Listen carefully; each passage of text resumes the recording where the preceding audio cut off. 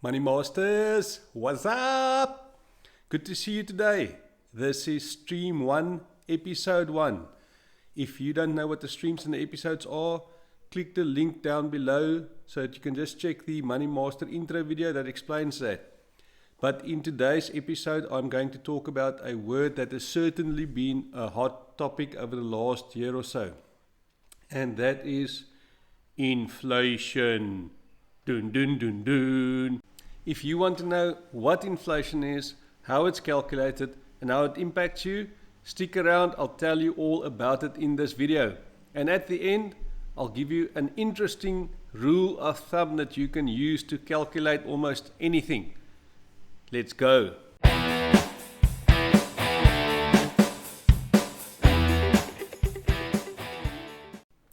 To kick off today's episode, I'm going to astonish you with a card trick. Okay. Pick a card, any card.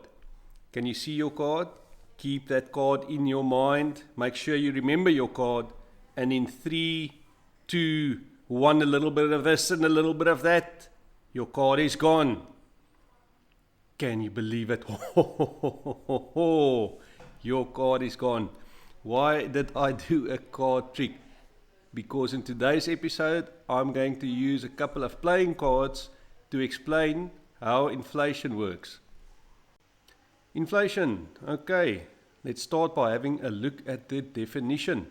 Inflation is a general increase in prices and fall in the purchasing value of money.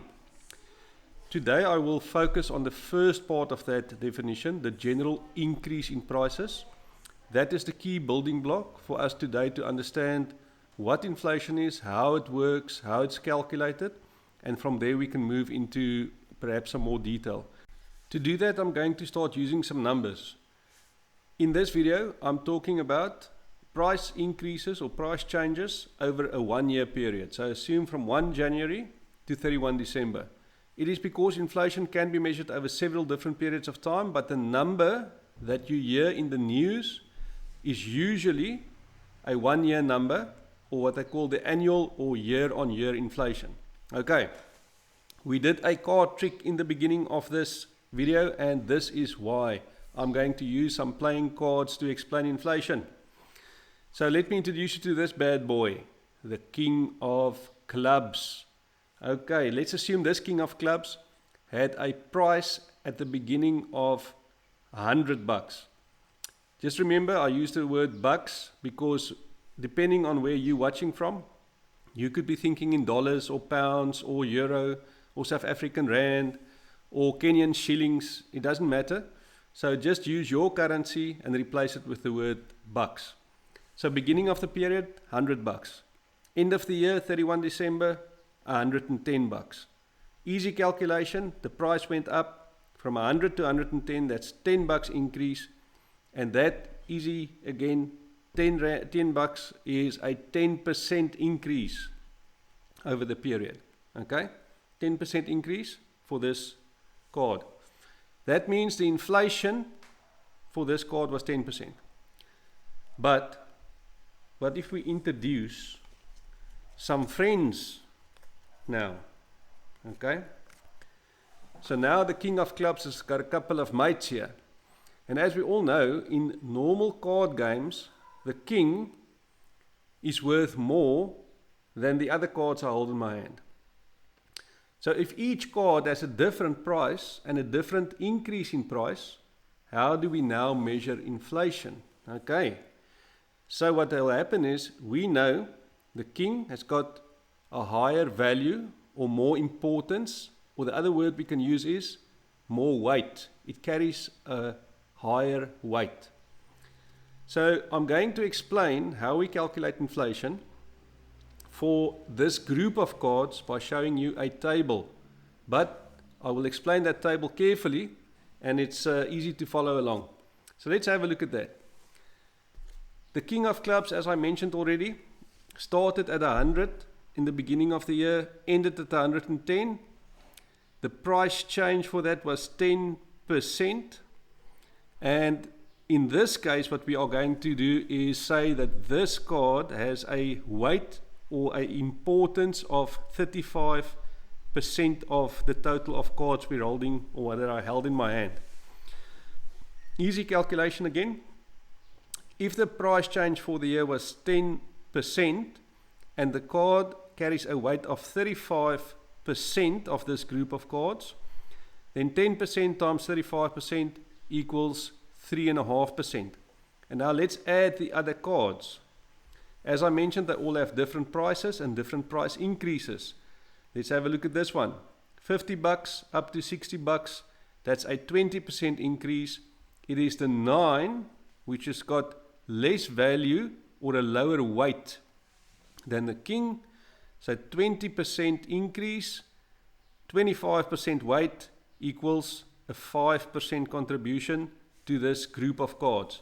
And so we can go through each one of the cards, see what the price difference was between beginning and end of the year, what that translates to in terms of a percentage increase, the weight of each card, and what that means for this group of cards. And we can say now, if we look at them all together, that the increase in price for this group of cards was 12.9, or call it 13%. That's easy enough, isn't it? But let's delve into a little bit more. So, we don't buy cards. We spend our money on healthcare, education, food and clothing, beverages, utilities like electricity, gas, that stuff that the Americans put in their vehicle, but it's actually a liquid, so fuel, and so on.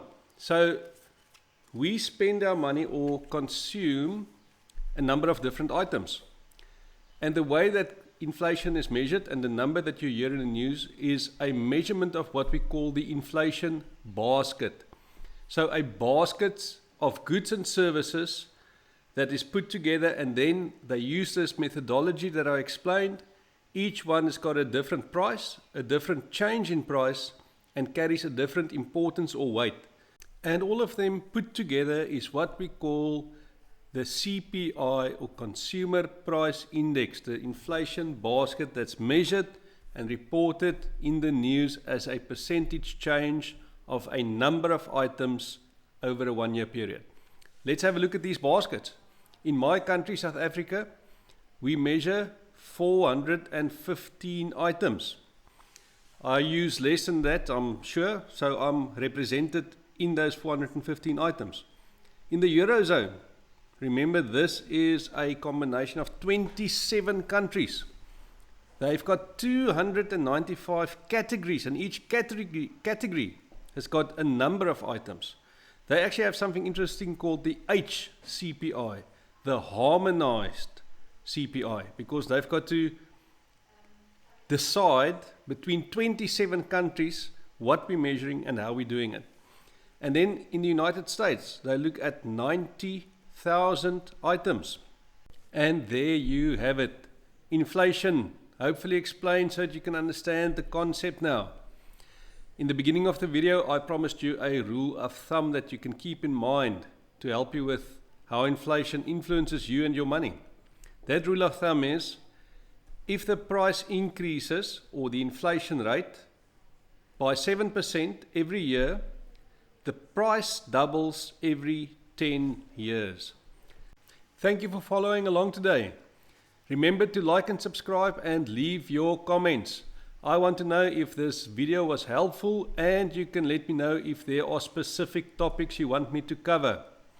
Also, wherever you see this icon, that is my subscribe to the channel icon. Please click on that. The next video I recommend for this channel is the one following this, which is part B. You would have seen about at the 1 minute mark, I said this is part A, and I did mention that I'm going to focus on the first part of the definition of inflation. So go to stream 1 episode 2 for part B. See you in the next video. Cheers.